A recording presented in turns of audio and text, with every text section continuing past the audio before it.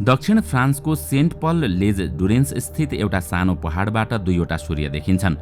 एउटा 4.5 खर्ब वर्षदेखि जलिरहेको र अर्को चाहिँ हजारौं मानव मस्तिष्क र हातहरूले बिस्तारै बनाएको। रमाइलो चाहिँ के भने जब साँझ पर्दै जान्छ यहाँ अलग र मोहक दृश्य देखा पर्छ। साँच्चैको सूर्यको तेज धिमा पर्छ अनि मानव निर्मित सूर्य तेजिलो देखिन्छ। पहाड माथिको निर्माणाधीन मानव निर्मित सूर्य प्रयोगशीलताको यस्तो एउटा कडी हो जुन प्रयोग सफल भएमा मानव इतिहासमा एउटा थप उपलब्धि हात लाग्नेछ। दर्शकवृन्द, आउनुहोस् आजको यस श्रृङ्खलामा हामी 15,000 मान्छेले बनाइरहेको दोस्रो सूर्यको चर्चा गर्नेछौँ, जसले आगामी दिनमा ऊर्जाको इतिहास बदल्नेछ। 35वटा देशको सहकार्यमा सेन्ट पल लेज डुरेन्समा निर्माण भइरहेको दोस्रो सूर्य खासमा न्युक्लियर फ्युजन हो। सूर्य लगायत सबै तारामा हुने प्राकृतिक प्रक्रियालाई वैज्ञानिकहरूले न्युक्लियर फ्युजन भन्ने गर्दछन्। सेन्ट पल लेज डुरेन्समा वैज्ञानिकहरूले सोही प्रक्रिया कपी गर्न खोजिरहेका छन्, तर यो काम सजिलो भने छैन। न्युक्लियर फ्युजन सफल भए यसले पुरै विश्वलाई पुग्ने गरी असीमित ऊर्जा उत्पादन गर्नेछ। यस्तो ऊर्जाको स्रोतले जैविक इन्धनले जस्तो हरित गृह ग्यासको उत्सर्जन समेत गर्दैन। यसका साथै यसले हाल प्रयोगमा रहेका न्युक्लियर फिसनले जस्तो मानव स्वास्थ्यलाई हानि पुर्याउने रेडियो एक्टिभ विकिरण पनि पैदा गर्ने छैन। यो महत्त्वाकांक्षी परियोजना सफल भएमा हामी आफैले सिर्जना गरेको जलवायु परिवर्तनको शिकार हुनबाट मानव जातिलाई बचाउन सकिनेछ। कृत्रिम सूर्यबाट उत्पादित 1 ग्राम इन्धनले 8 टन तेल बराबरको ऊर्जा उत्पादन गर्न सक्छ। भलै आणविक विज्ञहरू यस्तो ऊर्जा उत्पादनको जटिल विषयमा हत्तपत्त मुख खोल्दैनन्, तर इतिहासमा पहिलो पटक विज्ञानको यो प्रयोग वास्तविकतामा परिणत हुने सङ्केत देखिएको छ। गत फेब्रुअरीमा बेलायतको अक्सफोर्ड नजिकैको एउटा गाउँ जसलाई कुल्हाम भनिन्छ, त्यस गाउँमा वैज्ञानिकहरूले ठूलो सफलता हात पारेको घोषणा गरे। फ्युजन प्रक्रियाबाटै उनीहरूले 59 मेगा जुल शक्ति 5 सेकेन्डसम्म उत्पादन गर्न सफल भएका थिए। सेलरोटी आकारको तोकामाक नाम दिइएको मेसिनमा उत्पादित सो ऊर्जा एउटा घरका लागि 1 दिनलाई उपयोग गर्न काफी थियो। प्रारम्भिक चरणमै रहेको तोकामाकले उत्पादन गरेभन्दा बढी ऊर्जा प्रक्रियामै खर्च भएको भए पनि यसले पृथ्वीमा पनि न्युक्लियर फ्युजन सम्भव रहेको प्रमाणित गरेको छ। अहिले तोकामाकको सफलताको सबैभन्दा बढी जाँगर फ्रान्सेली परियोजना इटरका वैज्ञानिकलाई दिइएको छ। यहाँ इटर भन्नाले इन्टरनेसनल थर्मोन्युक्लियर एक्सपेरिमेन्टल रियाक्टर, जसलाई संक्षिप्त रूपमा भनिएको हो। इटरको मूल उद्देश्य फ्युजनको व्यवसायीकरण हो, जुन सम्भव मतलब सफल भएमा विश्वले फोसिल फ्युलमाथि निर्भर भइराख्नु पर्ने छैन। बेलायतको सफलताले इटरमा ठूलो हलचल मचाएको छ अनि यस परियोजनामा कार्यरत वैज्ञानिकहरूमा पनि निकै उल्लास बढेको छ। 7 वर्षसम्म इटरको नेतृत्व गरेका महानिर्देशक बर्नार्ड बिगोको गत मे 14मा निधन भयो। मृत्यु पूर्व बिगोले आफ्नो उज्यालो कार्यकक्षबाट फ्युजन इनर्जीबारे आशावादी अभिव्यक्ति दिएका थिए। उनको कार्यकक्षबाट इटरको आफ्नै निर्माणाधीन टोकामाक देखिरहेको थियो। यति बेला उनी भन्दै थिए, ऊर्जा नै जीवन हो, चाहे जैविक रूपमा होस् या सामाजिक रूपमा होस् अथवा आर्थिक रूपमा नै किन नहोस्। उनका अनुसार पृथ्वीमा 1 अर्बभन्दा कम जनसङ्ख्या छँदा माग पूर्ति गर्न सक्ने नवीकरणीय ऊर्जा स्रोत काफी थियो, तर अब त्यो सम्भव छैन। औद्योगिक क्रान्तिपछि त असम्भव नै बन्यो। त्यसैकारण हामी जैविक ऊर्जामाथि निर्भर हुन पुग्यौं।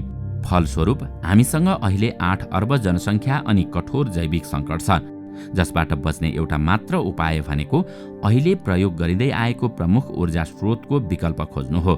सीधा अर्थमा भन्नुपर्दा यसको सर्वोत्तम विकल्प भनेको अर्बौं वर्षदेखि ब्रह्माण्डले प्रयोग गर्दै आएको स्रोत नै हो, सूर्यको नक्कल। प्राकृतिक रूपमा एक अर्काबाट विकर्षण हुने 2 पार्टिकल अर्थात् कणलाई एक आपसमा जोडेर फ्युजन इनर्जी सिर्जना गरिन्छ। थोरै इन्धन तोकामाकमा हालेपछि ठूला चुम्बकहरू सक्रिय हुन्छन्, तिनले प्लाज्मा निर्माण गर्छन्। ठोस, तरल र वायु पछिको चौथो पदार्थको अवस्थालाई प्लाज्मा भनिन्छ। तोकामाक भित्रको तापक्रमलाई असामान्य ढङ्गले बढाएपछि इन्धनका रूपमा प्रयोग गरिएका पार्टिकललाई एक आपसमा रासायनिक प्रतिक्रिया हुन दिइन्छ। प्रतिक्रियाको फलस्वरूप न्युट्रन र हिलियमको उत्पादन हुन्छ, जुन सुरुमा प्रयोग भएका पार्टिकल भन्दा धेरै हलुका हुन्छन्। यसरी हलुका पदार्थ बन्ने क्रममा बीचमा हराएको मास अर्थात् वजन चाहिँ एकदमै ठूलो मात्राको ऊर्जामा बदलिन्छ। प्लाज्माबाट बाहिरिन सफल न्युट्रनहरू तोकामाकको भित्तामा भएको ब्ल्याङ्केटमा ठोकिन्छन्। ठोकिएर सिर्जना भएको चाल शक्ति अर्थात् जसलाई काइनेटिक इनर्जी भनिन्छ त्यो तापमा बदलिन्छ, जसलाई पानी तताएर बाफ बनाई टर्बाइन घुमाउन सकिन्छ। यसरी घुमाइरहेका टर्बाइनका माध्यमबाट जलविद्युतकै बिजुली उत्पादन गर्न सकिन्छ।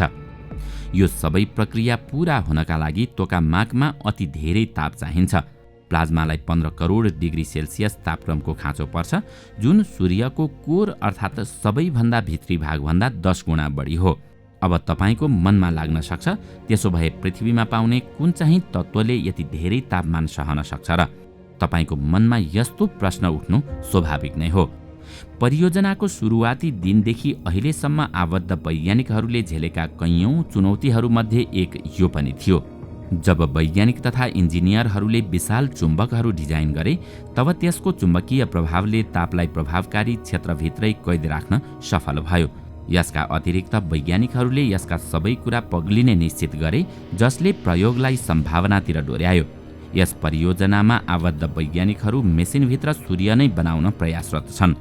सूर्य भनेको स्थायी फ्युजन कारखाना हो, जुन बल्दो प्लाज्माको विशाल डल्लोले बनेको छ, जसमा सयौं टन हाइड्रोजन प्रत्येक सेकेन्ड हिलियममा परिणत भइरहेको हुन्छ। हुन त फ्युजन ऊर्जाको उत्पादन हाइड्रोजन बमको निर्माण भएदेखि नै पृथ्वीमा न्युक्लियर फ्युजन सुरु भइसकेको थियो, तर यसको प्रमुख चुनौती भनेको स्थिरता हो। बेलायतको तोकामाक जोइन्ट युरोपियन टोरसको उच्चतम ऊर्जा उत्पादन क्षमता भनेको 5 सेकेन्ड मात्रै हो, किनभने यसमा प्रयोग भएको चुम्बक सन् 1970 ताका तामाले बनाइएको हो। निरन्तर 5 सेकेन्डसम्म बढी समय यसलाई सक्रिय बनाइराखे यो अवश्य पग्लिन्छ। इटरमा प्रयोग गरिएका चुम्बक नयाँ अनि टिकाउ छन्। परियोजनाको लक्ष्य इनपुट भन्दा 10 गुणा ज्यादा आउटपुट निकाल्नु हो, अर्थात् 50 मेगावाट इनपुटबाट 500 मेगावाट उत्पादन। इटरलाई अहिले स्थिर ऊर्जा स्रोत निर्माण गर्नु छ, जसको व्यवसायीकरण गरी भविष्यमा थुप्रै मेसिन निर्माण गर्न सकियोस्। सूर्यमा हाइड्रोजन हेलियममा परिणत हुन्छ भने जेटमा हाइड्रोजनकै 2 आइसोटोप ड्युटेरियम र ट्राइटियमको प्रयोग गर्ने गरिन्छ। यहाँ आइसोटोप भन्नाले कुनै तत्त्वको अर्को त्यस्तो रूप जसमा प्रोटोन संख्या बराबर भए पनि न्युट्रोन संख्या भिन्न हुन्छन्। जस्तो कि ड्युटेरियम हाइड्रोजनको यस्तो आइसोटोप हो जसमा एउटा प्रोटोन, एउटा इलेक्ट्रोन र एउटा न्युट्रोन हुन्छ। यता ट्राइटियम पनि हाइड्रोजनकै आइसोटोप हो जसमा एउटा प्रोटोन, एउटा इलेक्ट्रोन र 2 वटा न्युट्रोन हुन्छन्। इटरले यिनै आइसोटोपको प्रयोग गर्ने गर्छ। ड्युटेरियम र ट्राइटियम दुवै प्रकृतिमा पाइन्छन्। मात्र 500 मिलिमिटर पानीको ड्युटेरियम र अलिकति ट्राइटियमले एउटा घरलाई 1 वर्ष पुग्ने ऊर्जा उत्पादन गर्न सक्छ। ड्युटेरियम सहजै पाइए तापनि ट्राइटियम भने दुर्लभ छ, तर यसलाई कृत्रिम ढङ्गबाट उत्पादन गर्न सकिन्छ। हाल विश्वभरमा जम्मा 20 किलो मात्र ट्राइटियम उपलब्ध छ अनि यसको माग वर्षेनी 400 ग्राम हुने गरेको छ। तर फ्युजन इनर्जीका लागि यी दुवै आइसोटोप थोरै मात्र भए पनि पुग्छ। ट्राइटियम अति महँगो छ।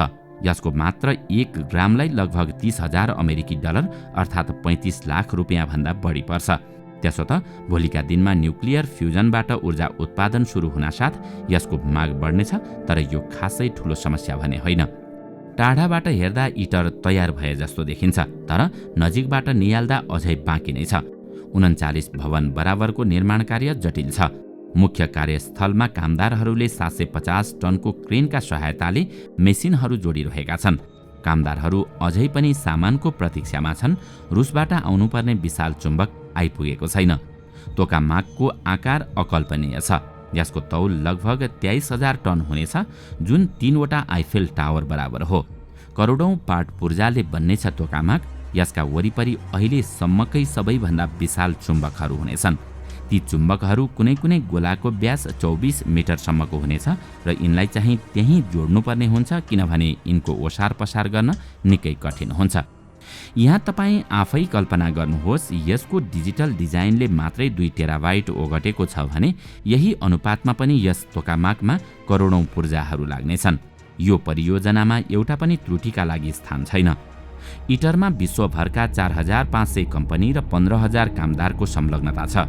35 विभिन्न राष्ट्रहरूले चलाएको यस परियोजनाको नेतृत्व चीन, अमेरिका, युरोपियन संगठन, रुस, भारत, जापान र दक्षिण कोरियाले गरिरहेका छन्। रुस युक्रेन युद्धले भने इटरमा केही प्रभाव पार्ला कि भन्ने डर सिर्जना भएको छ। थुप्रै अन्तर्राष्ट्रिय वैज्ञानिकहरू परियोजनाबाट प्रतिबन्ध लगाइएको रुसलाई इटरमा भने सामेल गराइएको छ, किनभने रुस यो परियोजनामा मात्र नभई ऐतिहासिक हिसाबले पनि न्युक्लियर फ्युजनसँग जानकार राष्ट्र हो। तोकामाक शब्द समेत रुसी भाषाबाट आएको हो। रुसले तोकामाकका लागि अत्यावश्यक सामग्रीहरू प्रदान गर्नुका साथै यस परियोजनाको मुख्य लगानीकर्ता पनि हो। अहिलेसम्म तोकामाकमा रुसको भूमिका परिवर्तन भएको छैन। तोकामाकको आकार भयङ्कर देखिए पनि सन् 1973 देखि दोब्बर भएको ऊर्जा खपतका लागि यो केही अंश मात्र हो। वायुमण्डलमा हुने 70% कार्बन उत्सर्जन मानव जातिले गरेको अव्यवस्थित ऊर्जा खपतकै कारण हो। यसैले निम्त्याएका प्राकृतिक विपदका कारण आज पृथ्वी नै खतरामा छ अनि हामीले प्रयोग गर्ने 80% ऊर्जा जैविक ऊर्जा हो। अस्वस्थ ऊर्जा शक्तिको अत्यधिक प्रयोगका कारण आज पृथ्वीमा अनेक विपद सिर्जना भएका छन्। तापक्रम बढ्दो छ, खडेरीले भोकमरी फैलिएको छ, वन जङ्गलमा दिनहुँ डढेलो लाग्छन्, हिमाल पग्लदैछन् अनि समुद्रको सतह बढ्दैछ। जलवायु परिवर्तनका असरहरू प्रतिकूल बन्दै जाँदा यिनबाट बच्न झन्झन मुस्किल हुँदैछ। लगभग ढिलो भइसकेको अवस्थामा बल्ल विभिन्न राष्ट्रहरूको आँखा खुलेको छ। भर्खर सौर्य ऊर्जा, जलविद्युत इत्यादिमा जोड दिन थालेका छन्। तर अर्को गम्भीर प्रश्न के छ भने के यो परिवर्तनको तीव्रताले खस्कँदै गएको जलवायुलाई जोगाएर पुनः स्वस्थ बनाउन सक्ला त? अब हामीले पर्खिरहेको भनेको फ्युजन इनर्जी नै हो, तर वैज्ञानिकहरूले ठिक समयमै यसलाई योग्य बनाउन सके भने मात्र। सन् 2010मा स्वर्गीय स्टेफेन हकिङलाई आफ्नो जीवनमा देख्न चाहेको वैज्ञानिक खोजबारे सोद्धा उनले फ्युजन इनर्जी नै हो भनेका थिए। मलाई न्युक्लियर फ्युजन व्यावहारिक ऊर्जा स्रोत होस् भन्ने लाग्छ। यसले बिना कुनै प्रदूषण निरन्तर ऊर्जा उत्पादन गरिरहन सक्छ। हाइड्रोजन फ्युजन जैविक इन्धन जलाउनुभन्दा कैयौं गुणा उत्तम विकल्प हो। आज हामीले पृथ्वीमै सानो सूर्यको निर्माण गर्न खोजिरहेका छौँ। सायद पृथ्वीमा बनेको यो सूर्य कहिल्यै अस्ताउने छैन। दर्शकवृन्द, आजको श्रृङ्खला तपाईलाई कस्तो लाग्यो? हामीलाई कमेन्टमा अवश्य बताउनुहोला। साथै आजको श्रृङ्खला तपाईलाई राम्रो लाग्यो भने लाइक तथा सेयर गरी हाम्रो च्यानललाई सब्स्क्राइब गर्न नभुल्नुहोला र साथमा रहेको बेल आइकन पनि थिच्नुहोस् ताकि हामीले अपलोड गर्ने नयाँ भिडियोको जानकारी सबैभन्दा पहिला तपाईलाई प्राप्त होस्। आजका लागि यति नै। अर्को भिडियोमा अझै रोचक तथ्य लिएर आउने नै छौँ। तबसम्मका लागि बिदा दिनुहोस्। नमस्कार।